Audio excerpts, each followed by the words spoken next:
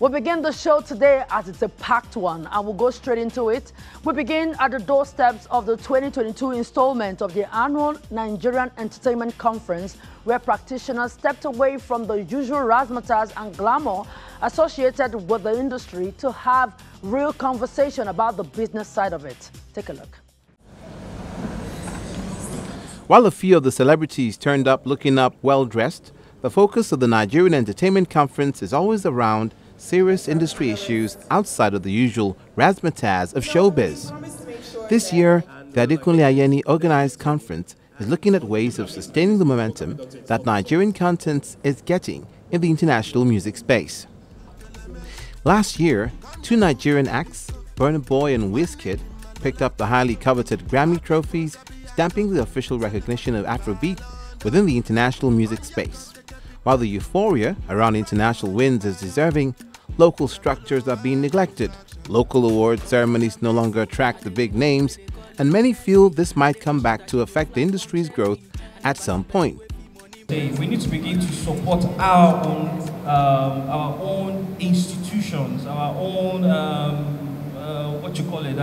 own structure, whatever we have, because that's the only way we'll be able to get that momentum. I feel like the industry is bigger than just one or two artists being popular beyond Nigeria. The industry is way bigger than that, And until we need to have a movement from home. We need to have a movement. We need to get to a point where CNN is able to give us time slot, a lifetime slot for headies. You understand what I mean? Until we get to that point, that's the only way it's going to be sustainable.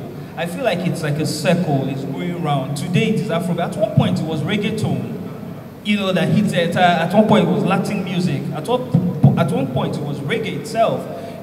Now it's Afrobeat gaining that momentum. What do we do with it?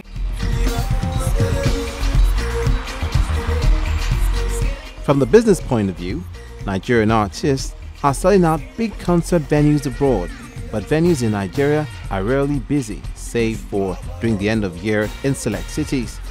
This breeds fear that perhaps this big growth of the industry somehow only happens abroad and to maybe a select few. Oftentimes, while I'm excited, of course, when I hear Nigerian songs on international platforms or one of our artists, on the Grammys, I know that there are 500 million young Africans who can afford to spend let's call it $1 in a year on music, right?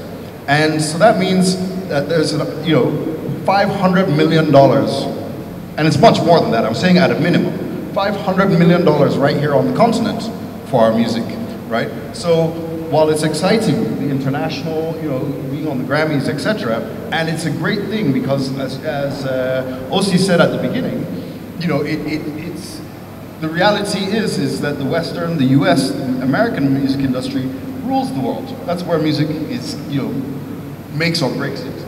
There in small countries like Malawi, in Indonesia, in Sri Lanka, they have their own music industry, they have their own popular artists, but how far do we take it, right? And I think that we need to make sure we're doing our own thing, we're looking at our own selves, what we do in Nigeria and on the continent, while keep our eye on that while we're looking abroad. There are, however, signs that momentum is building regardless. I think that, yes, we're not where we're supposed to be, but we're making steps in the right direction. Like you rightly said, December seems to be like the popping time, and so many factors are involved as well, It takes a lot to organize a show. It takes a lot to fund a show. It takes a lot to get people to be part of a show,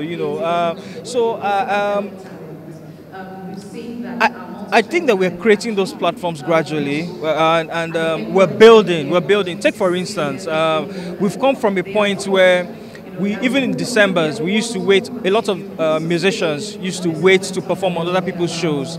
But we're now getting to a point where a lot of these artists are now creating their own shows, So I think we're taking baby steps, but we're taking steps in the right direction. In the end, conversations like this help practitioners brainstorm and maybe come up with ideas that might help sustain current momentum.